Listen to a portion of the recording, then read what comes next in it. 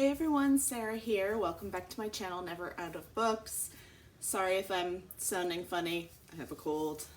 I don't feel very well, but we are going to do a TBR video for December.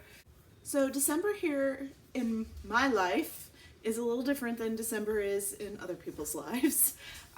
December gets very busy for me. I tend to work a lot of the holiday and all of that, so not as much time, whereas other people get time off. I do not.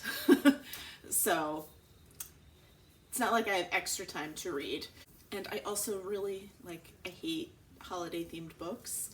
So trying to read snowy books and find books that have snow and all of that make me feel all happy, it doesn't happen. So it's a struggle. The struggle is real for all of this. I didn't realize how much my brain was missing romance though.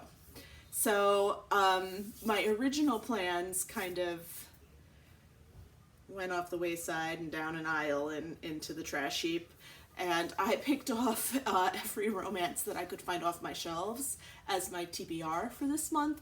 Basically every one off my shelf anyway, because I feel the need for it. The only thing is that they're not my favorite types of romance, so we'll see how this goes. First order of business in December is to finish Onyx and Ivory by Mindy Arnett. It's a 500-page book, so let me actually show you the book.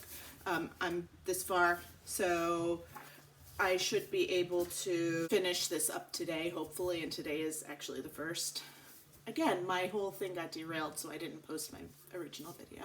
And at some point during the month, the second book should be coming from the library for me. It is a duology, and it is a fantasy, young adult, with a little bit of romantic themes, and it's okay. The first orders of business for this month will be these two books that I've had on my shelf for a very long time by Kate Pierce. The series is the Morgan Ranch series, and I think these are the first and second books in it. I got them from different book boxes. So The Reluctant Cowboy and The Last Good Cowboy. Again, they're contemporaries and cowboy themed. Again, not my preferred. I really like a historical romance. But we'll see what happens. And the next three are a series. It's A School for Unusual Girls by Kathleen Baldwin. This is the Strange House series. I think there's only 3 books in it. And they are, the second one is Exile for Dreamers. And then Refuge for Masterminds. And so I'm just going to hold up the first book. These are about girl spies with powers during the Napoleonic period. And I think there's some romance in it. And these are young adult. Trying to fuel my historical romance thing. But girl spies are pretty awesome. So hopefully this is going to make me happy. If I get to those 5, I have a couple more. These will be the next couple that I read. The Bride Test by Helen Huang.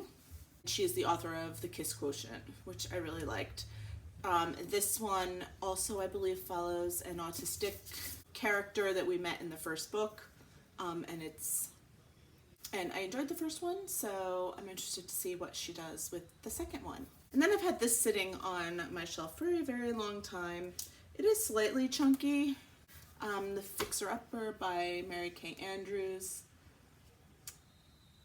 I think this is more of a chick lit, which again, I love chick lit. That's right up my alley.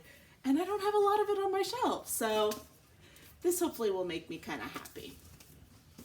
And I have no idea what it's about. If for some reason I get through all of that, then I'm going to start working my way through this pile that I have. Killjoy by Julie Garwood. Obviously I got this free from somewhere. This is a romantic suspense.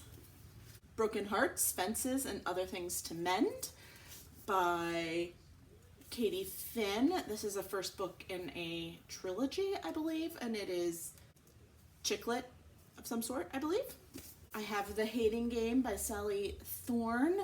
I tried to read this once, didn't really like it, so I will give it another try, and if I don't enjoy it, I will get rid of it. Another book I got in a book box is Wait for Me by Susan May Warren.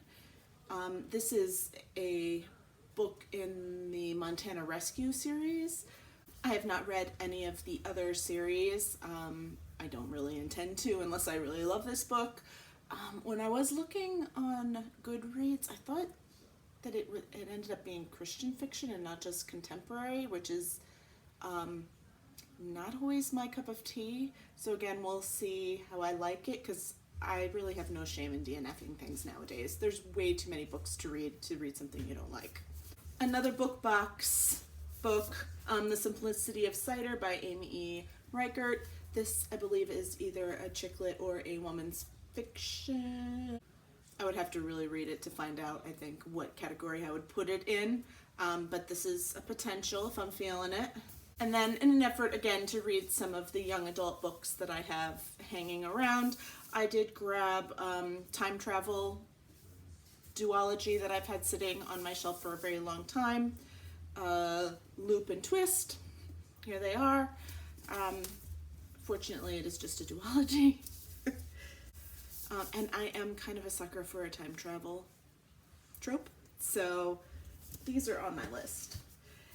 If I get through these books, that would be a whole miracle. I really am just focused on the first 7 or so I would like to get through, and the rest I can get through any other time.